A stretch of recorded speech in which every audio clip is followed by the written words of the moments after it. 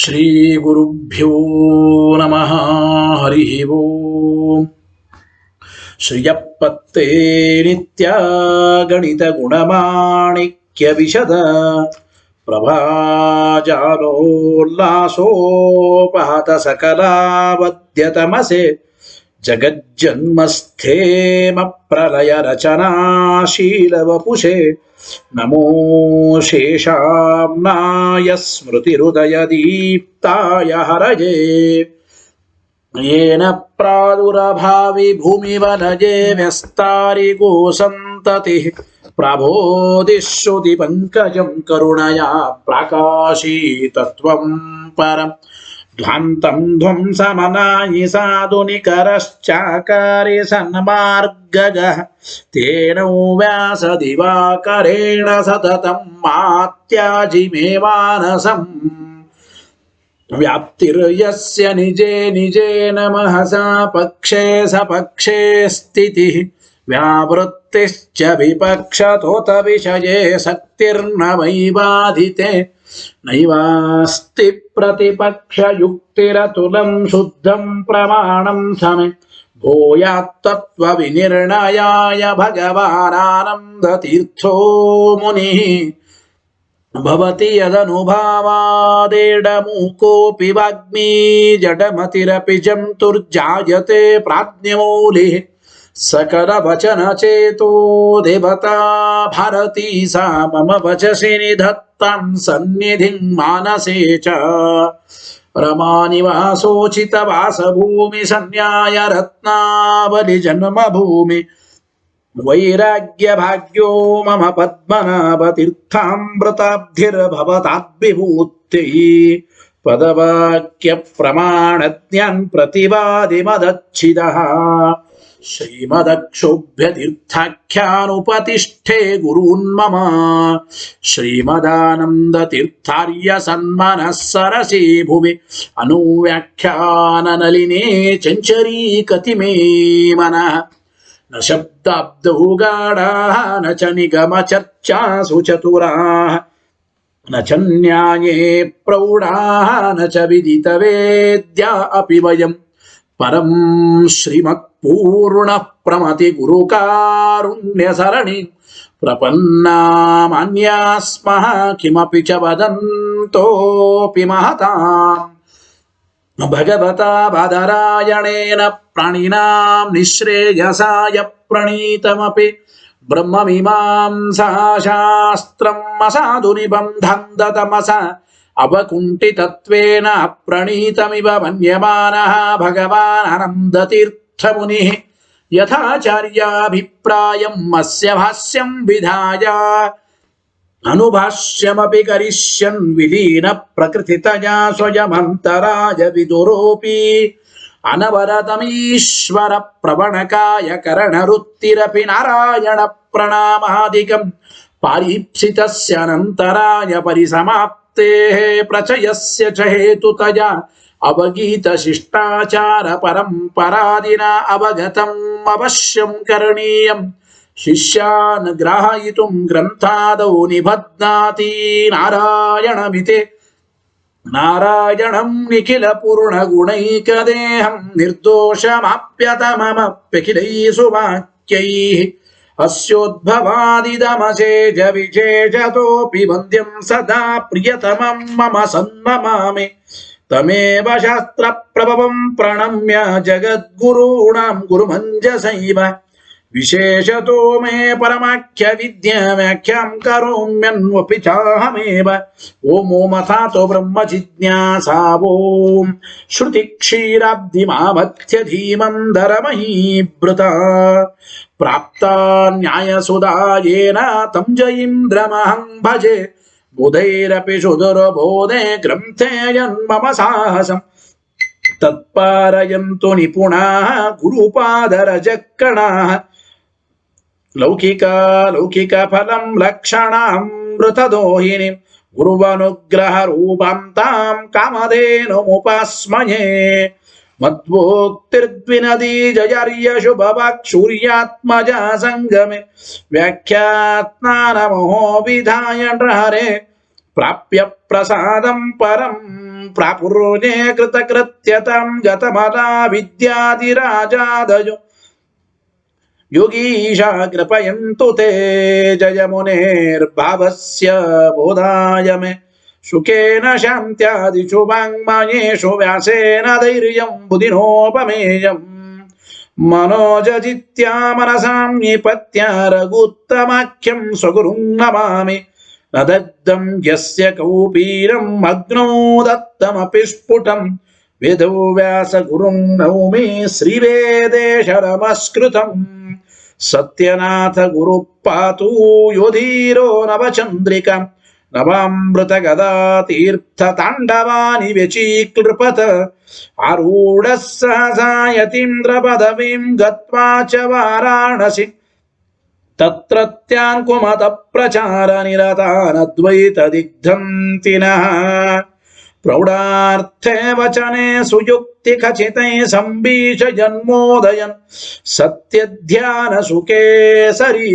ವಿಜಯತೆ ಪಾದಾಸಿತ ಶ್ರೀಪತೆ ಪ್ರಾವೋಚ ದ್ಯೋತಿಕಂ ನ್ಯಾಯ ಸುಧಾವಾಕ್ಯಾರ್ಥ ಚಂದ್ರಿಕಾ ಸತ್ಯ ಪ್ರಜ್ಞ ಗುರುರ್ದದ್ಯಾತ್ ಪ್ರಜ್ಞಾಂ ವೈರಂತಿ ಕಿಂ ಸದಾ ಬಂಧುಸ್ತ್ವಂ ಗುರುರಿಷ್ಟ ದೈವತಮಿತಿ ತ್ವತ್ಪಾದ ಪಂಕೇರುಹಂ ಪ್ರಾಪ್ತಂ ಮಾಂ ಪರಿಪಾಲಯೇತಿ ಸತತಂ ಯಾಚೇ ನಿಬದ್ಧಾಂಜಲಿ ಚಿತ್ತಂ ಮದ್ಗುಣದೋಷ ಚಿಂತನ ವಿದೋ ನೂನಂ ಮನಾಕ್ಮಾಕೃತಾಃ ಸತ್ಯಾಭಿಜ್ಞ ಗುರೋಸ್ತ್ವದಂಗ್ರಿಯುಗಲಂ ಭಿತ್ವಾ ನಮೇ ಸದ್ಗತಿಃ ಸತ್ಯಾಭಿಜ್ಞ ಕರಾಬ್ಜೋತ್ಥಾನ್ ಪಂಚಾಶತ್ ವರ್ಷ ಪೂಜಕಾನ್ ಸತ್ಯ ಪ್ರಮೋದ ತೀರ್ಥಾರ್ಯಾನ್ ನೌಮಿನ್ಯಾಯ ಸುಧಾರತಾನ್ ವೇದೇಶ ಮುನಿ ಸತ್ಪಾದ ಸೇವಾ ಸಂಪ್ರಾಪ್ತ ವೈಭವಾನ್ ಯಾದವಾರ್ಯಾನ್ ವರಸುಧಾಟಿಕಾಕಾರಾನ್ ವಯಂ ನುಮಃ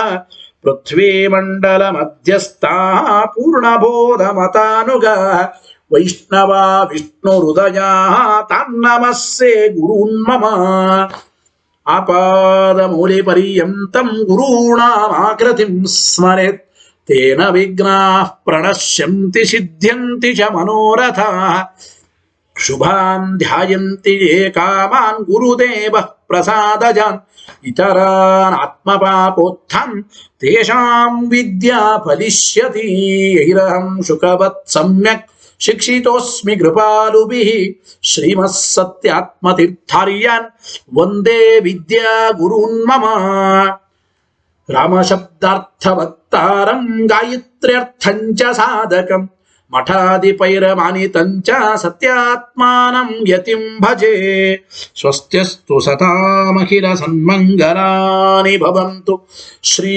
ಗುರುಭ್ಯೋ ನಮಃ ಹರಿ ಓಂ.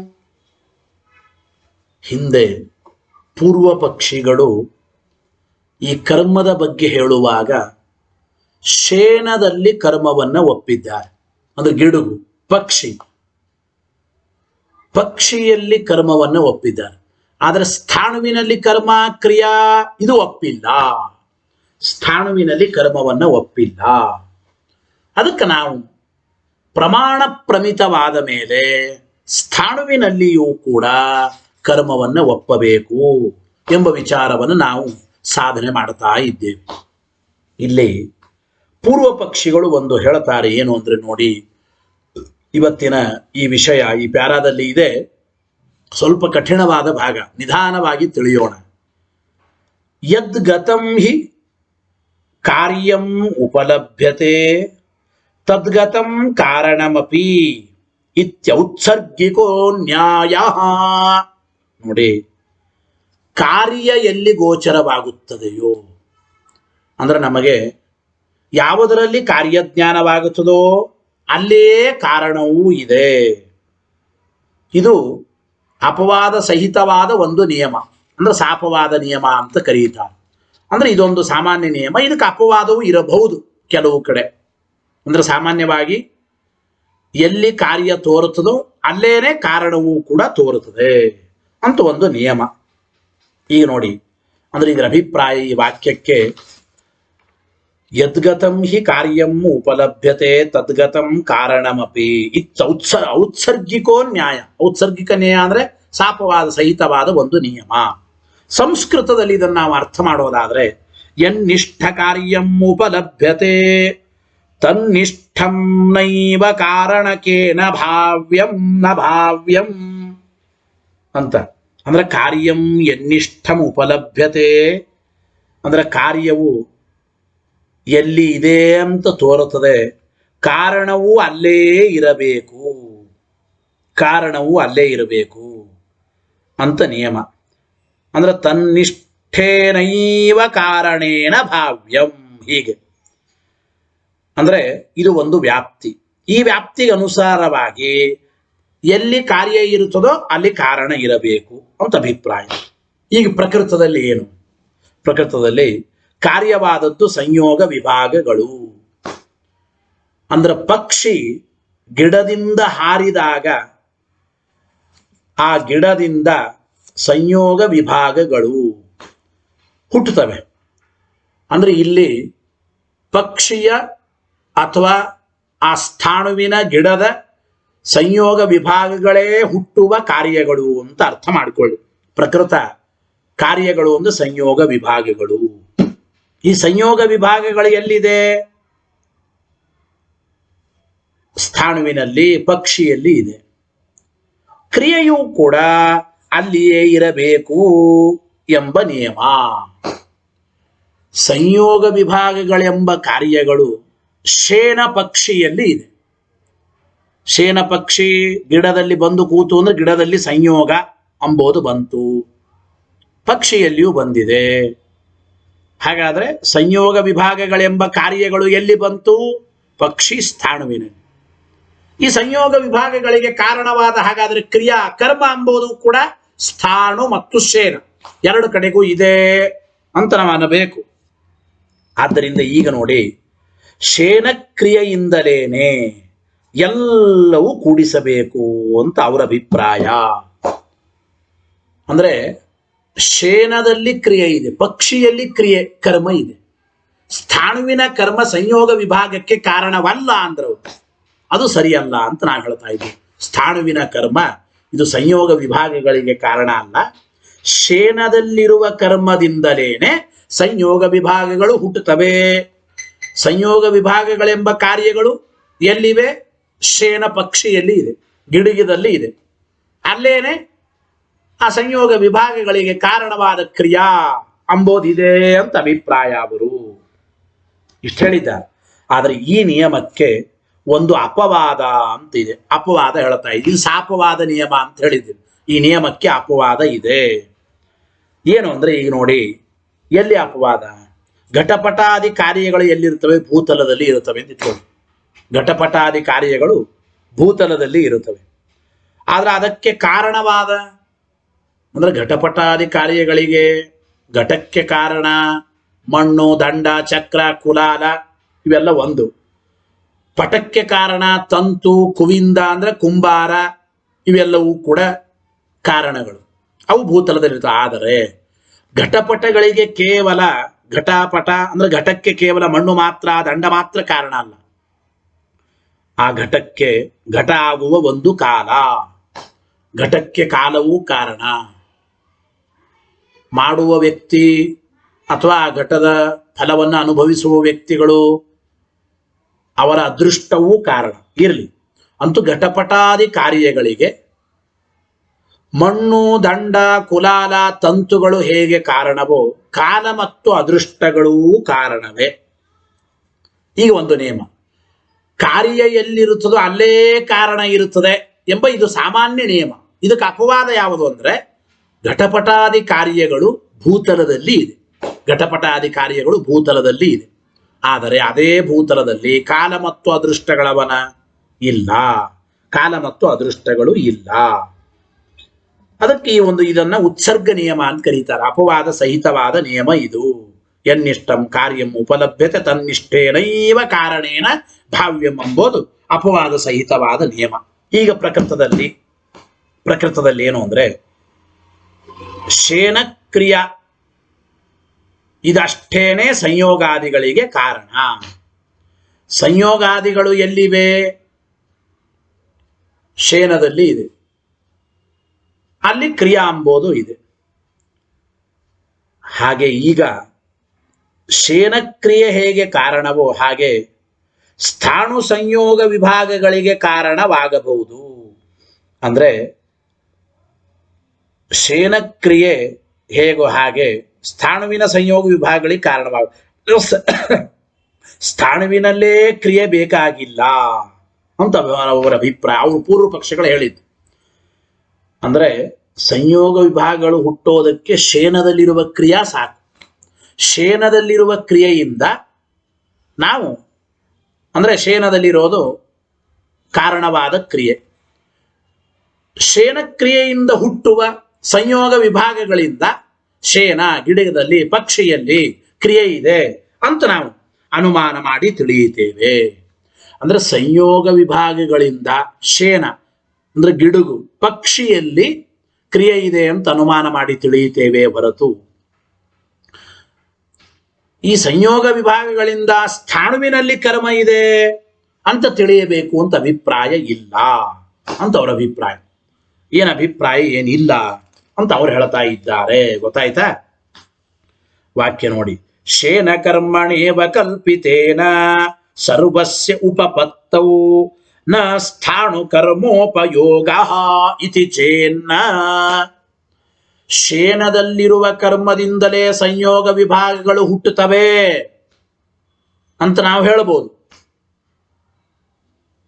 ಶೇನದಲ್ಲಿ ಕ್ರಿಯಾ ಉತ್ಪತ್ತಿ ಅಂದ್ರೆ ಶೇನದಲ್ಲಿ ಕ್ರಿಯೆ ಇಲ್ಲದೆ ಇದ್ದಾಗ ಸಂಯೋಗ ವಿಭಾಗಗಳು ಹುಟ್ಟೋದಿಲ್ಲ ಅಂತ. ಈ ರೀತಿ ಶೇನದಲ್ಲಿರುವ ಕ್ರಿಯೆಯಿಂದ ಸಂಯೋಗ ವಿಭಾಗಗಳು ಹುಟ್ಟುತ್ತವೆ ಮತ್ತು ಸಂಯೋಗ ವಿಭಾಗಗಳಿಂದ ಶೇನದಲ್ಲಿ ಕ್ರಿಯೆ ಇದೆ ಅಂತ ಅನುಮಾನ ಮಾಡಿ ತಿಳಿಯಬಹುದು ಅಷ್ಟೇ ಹೊರತು ಸ್ಥಾಣುವಿನ ಕ್ರಿಯೆಯಿಂದ ಸಂಯೋಗ ವಿಭಾಗಗಳನ್ನ ನಾವು ತಿಳಿಯಬೇಕು ಅಂತಿಲ್ಲ.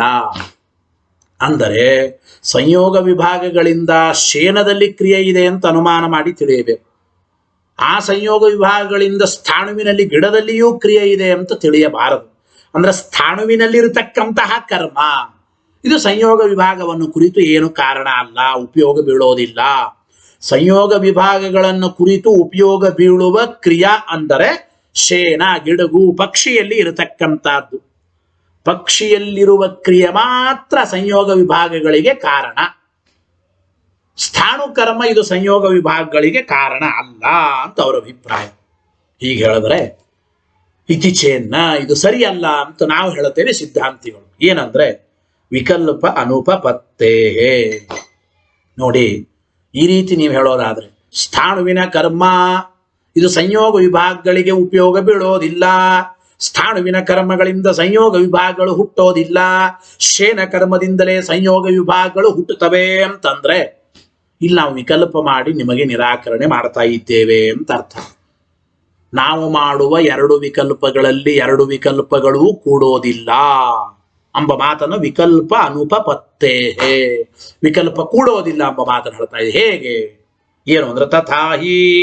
ನೋಡಿ, ನಾವು ಕೇಳ್ತೇವೆ ಕಿಂ ವ್ಯಾಪ್ತಿ ಪಕ್ಷ ಧರ್ಮತಾ ವದಪಿ ಉಪಯೋಗೇ ಸತ್ತೇವ ಲಿಂಗಂ ಅನುಮಾಪಕಂ ಇತ್ತೇತಾವತ್ ಅನುಮಾನ ಸಾಮಗ್ರಿ ಉತ ವ್ಯಾಪ್ತಿ ಪಕ್ಷ ಧರ್ಮತಾ ವತ್ವ ಮಾತ್ರಂ ಅನುಮಾನ ಸಾಮಗ್ರಿ ಅಂತ ಅಭಿಪ್ರಾಯ. ನಾವು ಪ್ರಶ್ನೆ ಮಾಡ್ತಾ ಇದ್ದೇವೆ, ಇಲ್ಲಿ ನೋಡಪ್ಪ, ಅನುಮಾನದ ಸಾಮಗ್ರಿ ಯಾವುದು ಅಂತ ನಾವು ಕೇಳ್ತಾ ಇದ್ದೇವೆ. ಅನುಮಾನದ ಸಾಮಗ್ರಿ ಯಾವುದು ಹೇಳು ಅಂದ್ರೆ ವ್ಯಾಪ್ತಿ ಪಕ್ಷ ಧರ್ಮತಾಗಳು ಇದ್ದರೆ ಮಾತ್ರ ಸಾಲದು. ಉಪಯೋಗವಿದ್ದಾಗ ಮಾತ್ರ ಲಿಂಗ ಎಂಬುದು ಅನುಮಾಪಕವಾಗುತ್ತದೆ, ಅಂದ್ರೆ ಸಾಧ್ಯ ಜ್ಞಾನ ಮಾಡಿಸಿಕೊಡುತ್ತದೆ. ಅಂದ್ರೆ ವ್ಯಾಪ್ತಿ ಪಕ್ಷ ಧರ್ಮತ ಇದ್ದು ಉಪಯೋಗವಿದ್ದಾಗ ಮಾತ್ರ ಲಿಂಗ ಎಂಬುದು ಅನುಮಾಪಕ, ಅಂದ್ರೆ ಲಿಂಗ ಎಂಬುದು ಸಾಧ್ಯ ಜ್ಞಾನ ಮಾಡಿಸಿಕೊಡುತ್ತದೆ. ಅಂದ್ರೆ ಅನುಮಾನದ ಸಾಮಗ್ರಿ ಅಂದ್ರೆ ವ್ಯಾಪ್ತಿ ಪಕ್ಷ ಧರ್ಮತ ಇದ್ದು ಉಪಯೋಗ ಇರಬೇಕು, ಆವಾಗ ಮಾತ್ರ ಆ ಲಿಂಗ ಎಂಬುದು ಅನುಮಿತಿ ಜ್ಞಾನ ಅಂದ್ರೆ ಅನುಮಾಪಕ ಅಂತ ತಿಳಿಸಿಕೊಡುತ್ತದೆ ಎಂಬ ಮಾತನ್ನು ನಾವು ಹೇಳ್ತಾ ಇದ್ದೇವೆ ಅಂತ ಅಭಿಪ್ರಾಯ. ಇಲ್ಲಿ ಒಂದು ಮಾತು ನೋಡಿ, ಏನು ಅಂದ್ರೆ ವ್ಯಾಪ್ತಿ ಪಕ್ಷ ಧರ್ಮತಾಗಳಿದ್ರೆ ಲಿಂಗ ಅನುಮಾಪಕವೇ ಹೊರತು ಕಾರ್ಯಕಾರಣ ಭಾವವೇ ಇರಬೇಕು ಅಂತ ನಿಯಮ ಇಲ್ಲ ಅಂತ ನಾನು ಹೇಳ್ತಾ ಇದ್ದೀನಿ. ಅಂದ್ರೆ ಒಂದು ಲಿಂಗ ಒಂದು ಹೇತು ಸಾಧ್ಯ ಜ್ಞಾನ ಮಾಡಿಸಿಕೊಡ್ಬೇಕು, ಅನುಮಾಪಕ. ಈಗ ಧೂಮ ಎಂಬ ಹೇತು ಅಗ್ನಿ ಅನುಮಾಪಕವಾಗಿದೆ. ಧೂಮ ಎಂಬ ಹೇತುವಿನಿಂದ ಅಗ್ನಿಯನ್ನ ಅನುಮಾನ ಮಾಡಿ ತಿಳಿಯುತ್ತೇವೆ, ಇದು ನಿಯಮ. ಇಲ್ಲಿ ಈ ಲಿಂಗ ಎಂಬುದು ವ್ಯಾಪ್ತಿ ಪಕ್ಷ ಧರ್ಮತಾಗಳಿದ್ರೆ ಅನುಮಾಪಕ, ಅಂದ್ರೆ ಸಾಧ್ಯ ಜ್ಞಾನ ಮಾಡಿಸಿಕೊಡ್ತದೆ ಅಷ್ಟೇ ಹೊರತು ಆ ಹೇತು ಸಾಧ್ಯಗಳಲ್ಲಿ ಕಾರ್ಯಕಾರಣ ಭಾವ ಇರಬೇಕು ಅಂತ ಹೇಳಿ ನಿಯಮ ಇಲ್ಲ. ಹೇತು ಸಾಧ್ಯಗಳಲ್ಲಿ ಕಾರ್ಯಕಾರಣ ಭಾವ ಇರಬೇಕು ಅಂತ ನಿಯಮ ಇಲ್ಲ ಎಂಬ ಮಾತನ್ನು ಹೇಳ್ತಾ ಇದ್ದಾನೆ.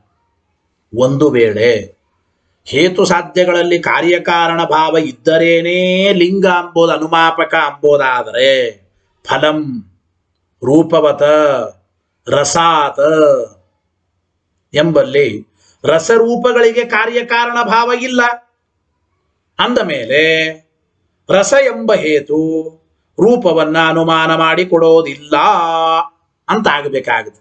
ಈಗ ನೋಡಿ, ಹುಳಿ ರಸದಿಂದ ಇದು ಕಾಯಾಗಿದೆ ಅಂದ್ರೆ ಇದು ಹಸಿರು ಬಣ್ಣ ಉಳ್ಳದ್ದಾಗಿದೆ ಅಂತ ಅನುಮಾನ ಮಾಡುತ್ತೇವೆ. ವಸ್ತುತಃ ರಸಕ್ಕೂ ರೂಪಕ್ಕೂ ಯಾವ ಕಾರ್ಯಕಾರಣ ಭಾವ ಇಲ್ಲ. ಕೇವಲ ರಸ ಎಂಬ ಲಿಂಗ ಅದು ವ್ಯಾಪ್ತಿ ಪಕ್ಷ ಧರ್ಮತಾಗಳು ಇರೋದರಿಂದ ಅನುಮಾಪಕವಾಗಿದೆ. ಕಾರ್ಯಕಾರಣ ಭಾವ ಇರಬೇಕು ಅಂತ ನಿಯಮ ಇಲ್ಲ ಎಂಬ ಮಾತನ್ನ ಹೇಳ್ತಾ ಇದ್ದಾರೆ. ಇಲ್ಲಿ ಹಾಗೆ ಸಂಯೋಗ ವಿಭಾಗಗಳಿಗೆ ಕ್ರಿಯಾ ಎಂಬುದು ಕಾರಣ ಅಂತ ಆಗಬೇಕಾದ್ರೆ ವ್ಯಾಪ್ತಿ ಪಕ್ಷ ಧರ್ಮತಾಗಳನ್ನ ಮಾತ್ರ ಅಪೇಕ್ಷೆ ಪಡುತ್ತದೆ. ವ್ಯಾಪ್ತಿ ಪಕ್ಷ ಧರ್ಮತಾಗಳನ್ನ ಮಾತ್ರ ಅಪೇಕ್ಷೆ ಪಡುತ್ತದೆ ಹೊರತು ಅದು ಉಪಯೋಗವಿದ್ರೇನೇ ಕ್ರಿಯಾ ಎಂಬುದು ಸಂಯೋಗ ವಿಭಾಗಗಳಿಗೆ ಕಾರಣವಾಗುತ್ತದೆ ಅಂತಲ್ಲ. ಆದ್ದರಿಂದ ಈಗ ನೋಡಿ, ಸಂಯೋಗ ವಿಭಾಗಗಳಿಗೆ ಕ್ರಿಯೆಯ ವ್ಯಾಪ್ತಿ ಮತ್ತು ಸ್ಥಾಣು ಎಂಬ ಪಕ್ಷದಲ್ಲಿ ಇರುವಿಕೆ ಪಕ್ಷಧರ್ಮತ ಅಂತ. ಸ್ಥಾಣು ವೃತ್ತಿತ್ವ ರೂಪವಾದ ಪಕ್ಷಧರ್ಮತ. ಸ್ಥಾಣುವಿನಲ್ಲಿ ಕರ್ಮ ಇದೆ ಅಂತ ನಾವು ನಮನ ಮಾಡ್ತೇವೆ. ಸ್ಥಾಣು ಎಂಬುದು ಪಕ್ಷ, ಕ್ರಿಯೆ ಎಂಬುದು ಸ್ಥಾಣುವಿನಲ್ಲಿ ಇದೆ. ಆ ಕ್ರಿಯೆಗೂ ಮತ್ತು ಸಂಯೋಗ ವಿಭಾಗಗಳಿಗೆ ವ್ಯಾಪ್ತಿ ಇದೆ, ಮುಗಿದೋಯ್ತು. ಅಂದ ಮೇಲೆ ಕ್ರಿಯೆ ಎಂಬುದು ಯಾವುದು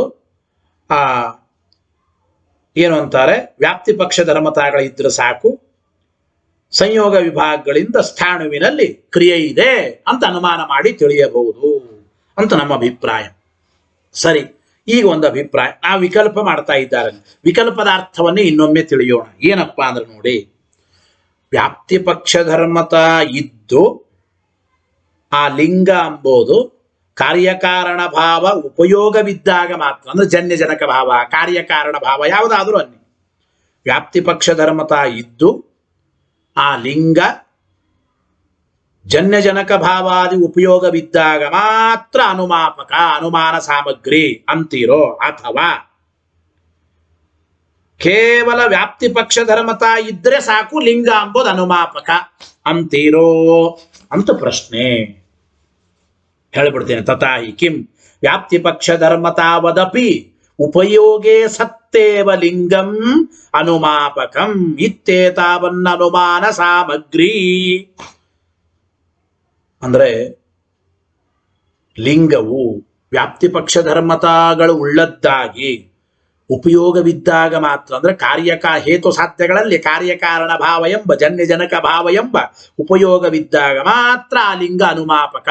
ಅಂತಹ ಲಿಂಗವೇ ಅನುಮಾನದ ಸಾಮಗ್ರಿ ಅಂತೀರೋ, ಅಥವಾ ಇಲ್ಲ ಉಪಯೋಗವಿರಬೇಕು ಅಂತೇನಿಲ್ಲ, ಹೇತು ಸಾಧ್ಯಗಳ ಮಧ್ಯದಲ್ಲಿ ಕಾರ್ಯಕಾರಣ ಭಾವ ಇರಬೇಕು ಅಂತೇನಿಲ್ಲ, ಹೇತು ಸಾಧ್ಯಗಳಿಗೆ ವ್ಯಾಪ್ತಿ ಪಕ್ಷ ಧರ್ಮತಾ ಇದ್ರೆ ಸಾಕು ಆ ಲಿಂಗ ಎಂಬುದು ಅನುಮಾಪಕ ಅನುಮಾನದ ಸಾಮಗ್ರಿ ಅಂತೀವಿ ಅಂತ ಹೀಗಂತೀವಿ.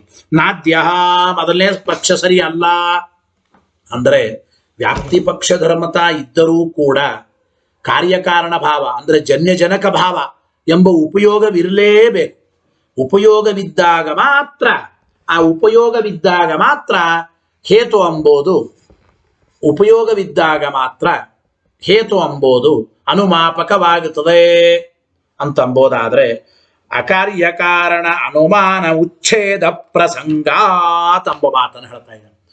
ಅಕಾರ್ಯ ಕಾರಣ ಅನುಮಾನ, ಕಾರ್ಯಕಾರಣ ಅನುಮಾನ ಹೀಗೆಲ್ಲ ಉಂಟು. ಅಂದ್ರೆ ಒಂದಕ್ಕೊಂದು ಕಾರ್ಯಕಾರಣ ಭಾವ ಇರೋದಿಲ್ಲ ಹೇತು ಸಾಧ್ಯಗಳಲ್ಲಿ.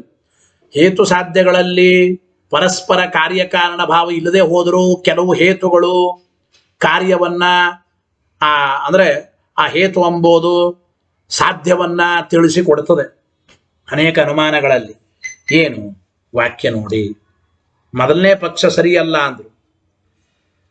ಒಂದು ವೇಳೆ ಕಾರ್ಯಕಾರಣ ಭಾವ ಜನ್ಯಜನಕ ಭಾವ ಎಂಬ ಉಪಯೋಗವಿರಲೇಬೇಕು ಅಂತಂದರೆ ಆವಾಗ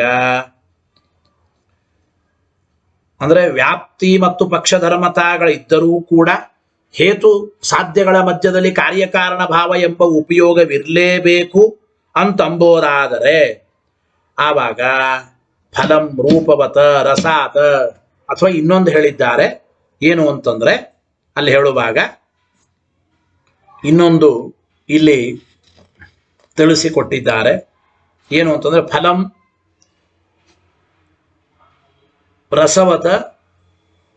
ರಸವತ ರೂಪವತ್ವಾತ್ ಅಂತೂ ಒಂದು ಮಾತಿದೆ.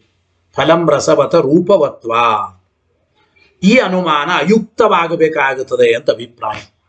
ಟೀಕಾರಾಯರು ನ್ಯಾಯಸುಧೆಯ ವಾಕ್ಯದಲ್ಲಿ ಅಕಾರ್ಯ ಕಾರಣಾನುಮಾನ ಉಚ್ಛೇದ ಪ್ರಸಂಗ, ಅಕಾರ್ಯ ಕಾರಣಮಾನ ಅನುಮಾನ ಅಂದ್ರೆ ಇದೆ. ಫಲವು ರೂಪವುಳ್ಳ ರಸವುಳ್ಳದ್ದಾಗಿದೆ ಅನ್ರಿ. ಟಿಪ್ಪಣಿಯಲ್ಲಿ ಅದನ್ನು ಹೇಳಿದ್ದಾರೆ. ಟೀಕಾರಾಯರು ವಿವಕ್ಷ ಇದು. ಫಲಂ ರಸವತ ರೂಪವತ್ವ, ಈ ಹಣ್ಣು ಒಳ್ಳೆ ರಸವುಳ್ಳದ್ದಾಗಿದೆ. ಯಾಕೆ? ಒಳ್ಳೆ ಹಳದಿಯಾಗಿ ಆರೆಂಜ್ ಆಗಿ ಇದೆ ಈ ಮಾವಿನ ಹಣ್ಣು, ಒಳ್ಳೆ ರೂಪವುಳ್ಳದ್ದಾದ್ದರಿಂದ ಇದು ರಸವುಳ್ಳದ್ದಾಗಿದೆ.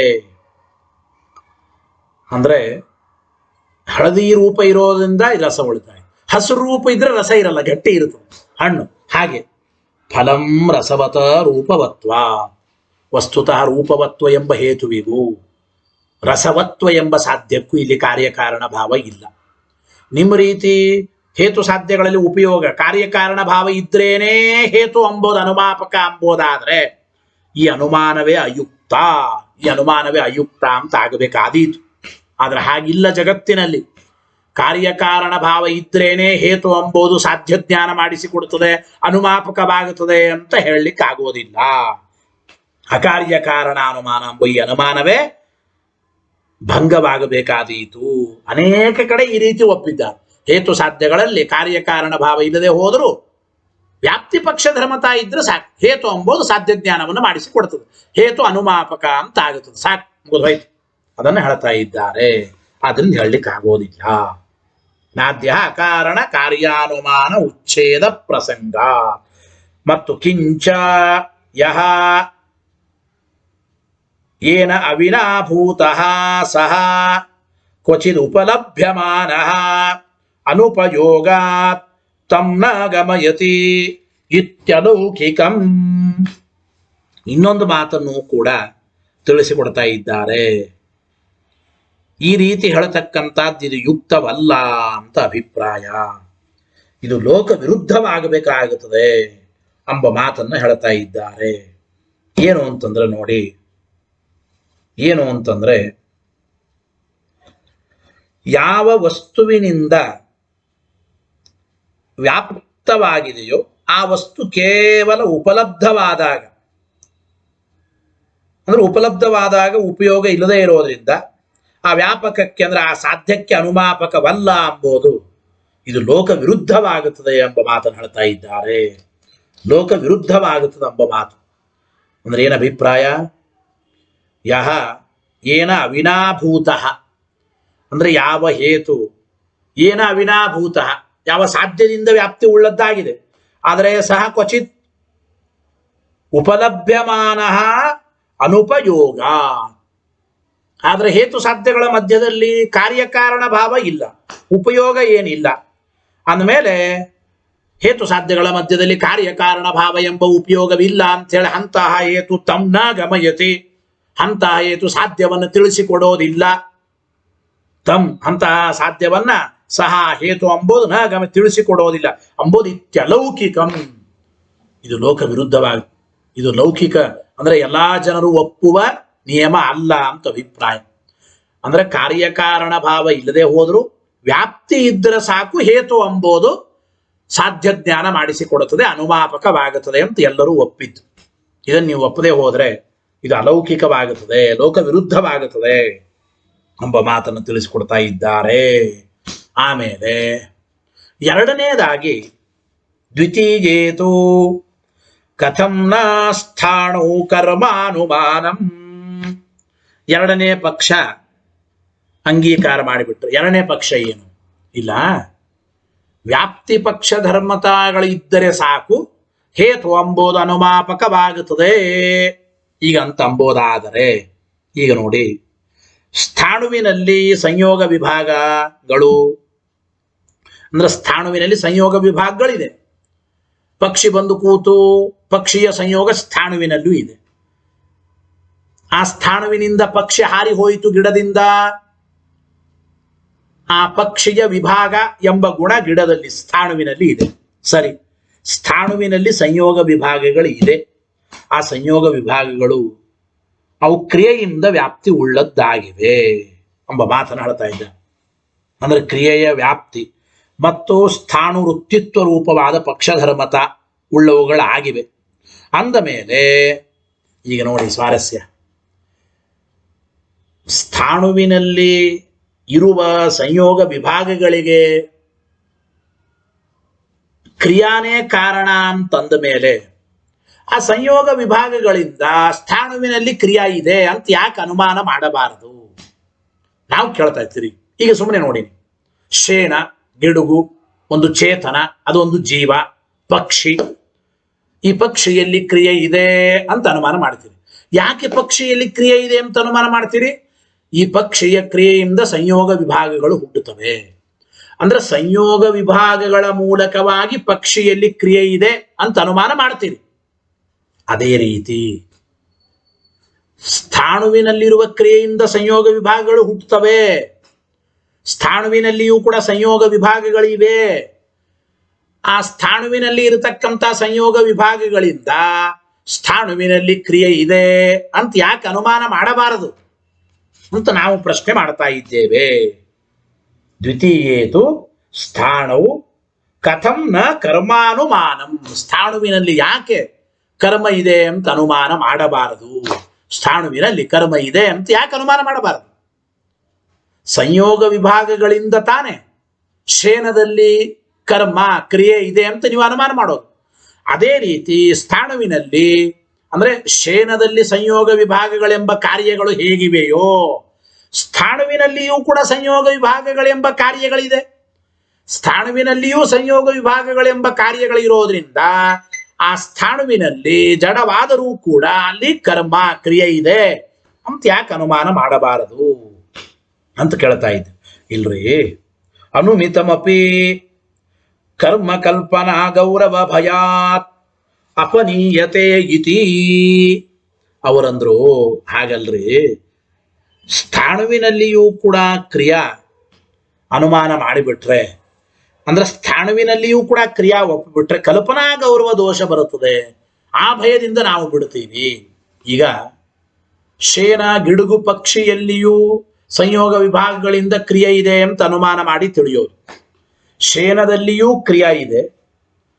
ಅದೇ ರೀತಿ ಸ್ಥಾಣುವಿನಲ್ಲಿರತಕ್ಕಂಥ ಸಂಯೋಗ ವಿಭಾಗಗಳಿಂದ ಸ್ಥಾಣುವಿನಲ್ಲಿಯೂ ಕ್ರಿಯಾ ಇದೆ ಅಂತ ಅಂಗೀಕಾರ ಮಾಡಿಬಿಟ್ರೆ ಸ್ಥಾಣುವಿನಲ್ಲಿಯೂ ಕ್ರಿಯಾ, ಶೇನದಲ್ಲಿಯೂ ಕ್ರಿಯಾ, ಎರಡೆರಡು ಕಡೆ ಕ್ರಿಯೆಯನ್ನ ಒಪ್ಪಿಬಿಟ್ರೆ ಕಲ್ಪನಾ ಗೌರವ ಬರುತ್ತದೆ. ಅಂದ್ರೆ ಶೇನದಲ್ಲಿರುವ ಕ್ರಿಯೆಯಿಂದಲೇ ಸಂಯೋಗ ವಿಭಾಗಗಳು ಹುಟ್ಟುತ್ತವೆ ಅಂತ ಹೇಳಲಿಕ್ಕೆ ಬರ್ತಾ ಇರುವಾಗ ಹೆಚ್ಚಿನ ಭಾಗವಾಗಿ ಸ್ಥಾಣುವಿನಲ್ಲಿಯೂ ಕ್ರಿಯೆ ಇದೆ ಅಂತ ಅಂದುಬಿಟ್ರೆ ಕಲ್ಪನಾ ಗೌರವ ದೋಷ ಬರುತ್ತದೆ. ಅದಕ್ಕಾಗಿ ನಾವು ಬಿಡುತ್ತೇವೆ ಅಂತಂದರೆ ವಾಕ್ಯ ಓದಿ ಅದಕ್ಕೆ ನಿಧಾನ ತಿಳಿಯಬೇಕು. ಅಂದ್ರೆ ಅನುಮಿತಮಪಿ ಕರ್ಮ, ಸ್ಥಾಣುವಿನಲ್ಲಿ ಕರ್ಮ ಅನುಮಾನ ಮಾಡ್ಲಿಕ್ಕೆ ಬರಬಹುದು. ಆದರೂ ಕಲ್ಪನಾ ಗೌರವ ಭಯಾತ್ ಅಪನೀಯತೆ, ಕಲ್ಪನಾ ಗೌರವ ದೋಷ ಬರುತ್ತದೆ. ಆದ್ರಿಂದ ಸ್ಥಾಣುವಿನಲ್ಲಿ ಕ್ರಿಯೆಯನ್ನು ನಾವು ಒಪ್ಪೋದಿಲ್ಲ ಕಲ್ಪನಾ ಗೌರವ ದೋಷ ಭಯದಿಂದ. ಇತಿ ಚೇತ್, ಹಿಂಗಂದ್ರೆ ಪ್ರಮಾಣ ಸಿದ್ಧೇ ಅರ್ಥೇ ತದ್ಭಯ ಅಭಾವಾತ್. ಟೀಕಾರ ಹೇಳ್ತಾ ಇದ್ದಾರೆ ನೋಡಿ, ಪ್ರಮಾಣ ಸಿದ್ಧವಾದ ವಿಚಾರದಲ್ಲಿ ಕಲ್ಪನಾ ಗೌರವಕ್ಕೆ ಭಯ ಇಲ್ಲ. ಕಲ್ಪನಾ ಗೌರವ ಭಯದಿಂದ ಸ್ಥಾಣುವಿನಲ್ಲಿ ನಾವು ಕ್ರಿಯೆಯನ್ನು ಒಪ್ಪಲ್ಲ ಅಂತ ಅನಬೇಡಿ. ಒಂದು ವಿಷಯ ಪ್ರಮಾಣ ಪ್ರಮಿತವಾದರೆ ಮುಗಿದೋಯ್ತು. ಕಲ್ಪನಾ ಗೌರವ ಬಂದರೂ ಕೂಡ I don't care, no problem. ಅವಶ್ಯವಾಗಿ ಆ ವಿಷಯವನ್ನು ಒಪ್ಪಲೇಬೇಕು ಪ್ರಮಾಣ ಪ್ರಮಿತವಾಗಿದ್ದರೆ. ನಾನು ಮೊನ್ನೆ ಹೇಳಿದೆ ನಿಮಗೆ, ಬೀಜದಿಂದ ವೃಕ್ಷವೋ ವೃಕ್ಷದಿಂದ ಬೀಜವೋ ಎಷ್ಟು ಹೋಗಬೇಕ್ರಿ, ಹಾಗೆ ಅನವಸ್ಥಾ ಬರ್ತದಲ್ಲ. ಅಂದ್ರೆ ವೃಕ್ಷ ಮೊದಲೋ ಬೀಜ ಮೊದಲೋ, ಬೀಜ ಮೊದಲೋ ವೃಕ್ಷ ಮೊದಲೋ, ಅನವಸ್ಥಾ ಬರ್ತದ. ಅನವಸ್ಥಾ ಬಂದರೂ ಅಡ್ಡಿ ಇಲ್ಲ, ಅದು ಪ್ರಾಮಾಣಿಕವಾಗಿದೆ, ಅಲ್ಲಿ ಅನವಸ್ಥಾ ದೋಷನೇ ಆಗೋದಿಲ್ಲ ಅಂತ ನಾವು ಹೇಳ್ತೇವೆ. ಗೊತ್ತಾಯ್ತು? ಈಗ ಅನಂತ ಜೀವರಾಶಿಗಳನ್ನು ಒಪ್ಪಿದ್ರೆ ಕಲ್ಪನಾ ಗೌರವ ಬರ್ತದೆ ಅಂತ ಜೀವರು ಅನಂತರಲ್ಲ, ಕೆಲವೇ ಜೀವರಿದ್ದಾರೆ ಅಂತ ಹೇಳ್ತೀವ? ಹೇಳಲ್ಲ. ಪರಮಾಣು ಪ್ರದೇಶೇಪಿ ಅನಂತ ಜೀವರಾಶಯ, ಪರಮಾಣು ಪ್ರದೇಶದಲ್ಲಿಯೂ ಕೂಡ ಅನಂತ ಜೀವರಾಶಿಗಳಿದ್ದಾರೆ ಅಂತ ಹೇಳ್ತೀವೋ ಇಲ್ಲೋ? ಪ್ರಮಾಣದಿಂದ ಸಿದ್ಧವಾದ ಮೇಲೆ ಕಲ್ಪನಾ ಗೌರವ ದೋಷ ಭಯನೇ ಇಲ್ಲ. ಕಲ್ಪನಾ ಗೌರವ ದೋಷ ಬಂದರೂ ತೊಂದರೆ ಇಲ್ಲ, ಕಲ್ಪನಾ ಗೌರವ ದೋಷದ ಭಯ ಬೇಡ, ಕಲ್ಪನಾ ಗೌರವ ದೋಷ ಬರೋದೇ ಇಲ್ಲ ಅಂತ ಅಭಿಪ್ರಾಯ. ಆದ್ದರಿಂದ ಅವಶ್ಯವಾಗಿ ನಾವು ಒಪ್ಪಬೇಕು ಎಂಬ ಅಭಿಪ್ರಾಯವನ್ನ ಇಲ್ಲಿ ತಿಳಿಸಿಕೊಡ್ತಾ ಇದ್ದಾರೆ. ಹಾಗಾದ್ರೆ ನೆನಪಿಟ್ಟುಕೊಳ್ಳಿ, ಪ್ರಮಾಣ ಪ್ರಸಿದ್ಧವಾದ ವಿಷಯದಲ್ಲಿ ಕಲ್ಪನಾ ಗೌರವ ದೋಷ ಎಂಬುದು ಅದು ನಾವು ಒಪ್ಪೋದಿಲ್ಲ ಎಂಬ ಅಭಿಪ್ರಾಯವನ್ನು ಹೇಳಿದಂತಾಯಿತು. ಇದರ ಮೇಲೆ ಮತ್ತೆ ಸ್ವಲ್ಪ ಪ್ರಶ್ನೋತ್ತರ ಇದೆ, ಮತ್ತೆ ಸ್ವಲ್ಪ ನಿಧಾನವಾಗಿ ತಿಳಿಯಬೇಕು. ಅದು ಮತ್ತೆ ಮುಂದಿನ ಪಾಠದಲ್ಲಿ ತಿಳಿಯೋಣ ಅಂತ ಹೇಳ್ತಾ, ನಾಳೆ ಶನಿವಾರ ತತ್ವಪ್ರಕಾಶಿಕಾ ಪಾಠ ಮಠದಲ್ಲೇ ನೇರವಾಗಿ ಆಚಾರ್ಯರ ಪಾಠವೂ ಇದೆ ಅಂತ ಹೇಳಿದ್ದಾರೆ. ನಾಳೆನೂ ಕೂಡ ನೇರವಾಗಿ ತತ್ವಪ್ರಕಾಶಿಕಾ ಪಾಠ ಮಠದಲ್ಲಿ ಆಗುತ್ತದೆ. ಮುಂದೆ ಸೋಮವಾರ ಟೀಕಾಕತ್ಪಾದನ ಮಧ್ಯಾರಾಧನಾ ಮಹೋತ್ಸವ, ಅವತ್ತು ಪಾಠ ಇರೋದಿಲ್ಲ. ಮುಂದೆ ಮಂಗಳವಾರವೋ ಬುಧವಾರದಿಂದ ಮತ್ತೆ ಪಾಠವನ್ನು ನೋಡೋಣ. ಹರಯೇ ನಮಃ. ಶ್ರೀಕೃಷ್ಣಾರ್ಪಣಮಸ್ತು. ಅನೇನ ಭಾವಿಯ ಪುಣ್ಯಂ ತದಾಪ್ನೋತು ಗುರುರ್ಮಮ. ಮಧ್ವೇಶಾರ್ಪಣಮಸ್ತು.